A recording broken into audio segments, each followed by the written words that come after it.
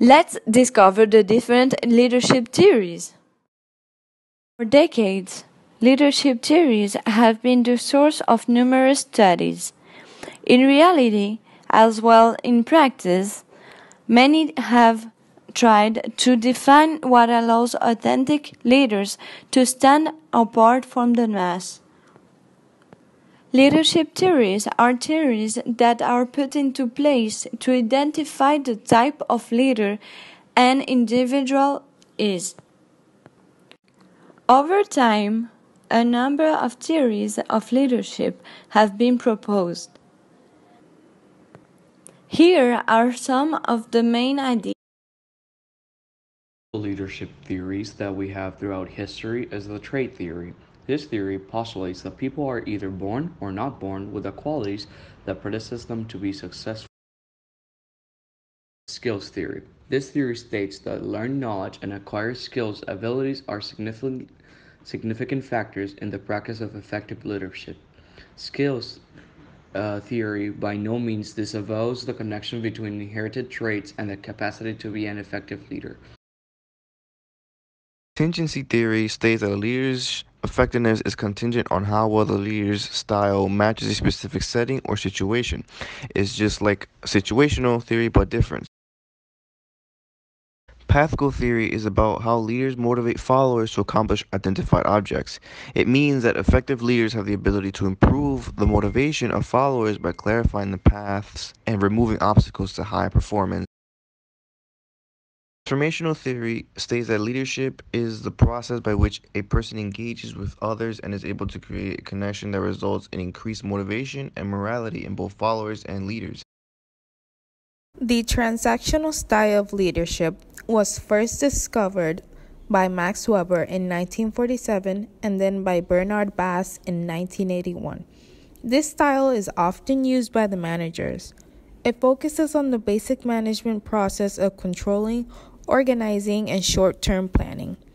The famous examples of leaders who have used transactional technique include McCarthy and de Gaulle. Transactional leadership involves motivating and directing followers primarily through appealing to their self-interest.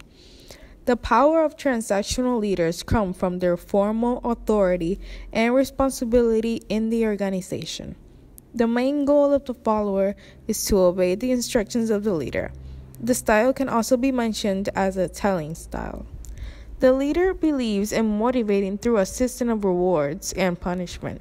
If a subordinate does not do what is desired, there should be a punishment. As the contrary, if they do what is desired, a reward will be followed. Here, the exchange between leader and follower takes place to achieve routine performance goals. Their transactional leaders overemphasize detailed and short-term goals and standard rules and procedures. They do not make an effort to enhance followers' creativity and generation of new ideas. This kind of leadership style may work well where the organizational problems are simple and clearly defined. Such leaders tend to not reward or ignore ideas that do not fit with existing plans and goals. The transactional leaders are found to be quite effective in guiding efficiency decisions, which are aimed by cutting costs and improving productivity. The transactional leaders tend to be highly directive and action-oriented, and their relationship with the followers tends to be transitory and not based on emotional bonds. Magnum opus of Robert Greenleaf. Servant leadership is a recent theory of leadership that argues that the most effective leaders are servants of their own people. Servant leaders get results for their organization through wholehearted attention to their followers and followers' needs. Unlike many approaches to leadership, which offer suggestions on how top-level leaders can influence and motivate those further down the hierarchy, servant leadership puts its emphasis on collaboration, trust, empathy, and ethics. The leader should be a servant first, leading from a desire to better serve others and to not attain more power. The assumption is that if leaders focus on the needs and desires of followers followers will reciprocate through increased teamwork, deeper engagement, and better performance. Greenleaf first presented the theory in a 1970 essay called The Servant as Leader. However, numerous other theorists have contributed to our understanding of servant leadership.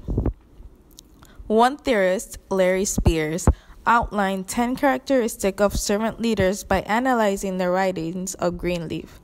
These 10 characteristics are listening, empathy, healing, awareness, conceptualization, foresight, stewardship, commitment to the growth of others, and building community. Servant leadership is one of the most popular theories of leadership, especially among Christian leaders who fiercely cite Jesus on the panoply example of servant leadership. However, its effectiveness in organization is still being debated. Many researchers and theorists argue that servant leaders can become so focused on the needs of the followers that the needs of organizations suffer as a result. In any case, servant leadership theory has a place within the spectrum of leadership, as it represents the strongest emphasis on leaders in any theory. In conclusion, there are as many different views of leadership as there are characteristics that distinguish leaders from non-leaders. While most research today has shifted from traditional trait or personality-based theories to a situation theory, which dedicates that the situation in which leadership is exercised is determined by the leadership skills and characteristic of leader. All contemporary theories can fall under one of the following three perspectives: leadership as a process or relationship, leadership as a combination of traits or personality characteristics, or leadership as certain behaviors, or as they are more commonly referred to, leadership skills.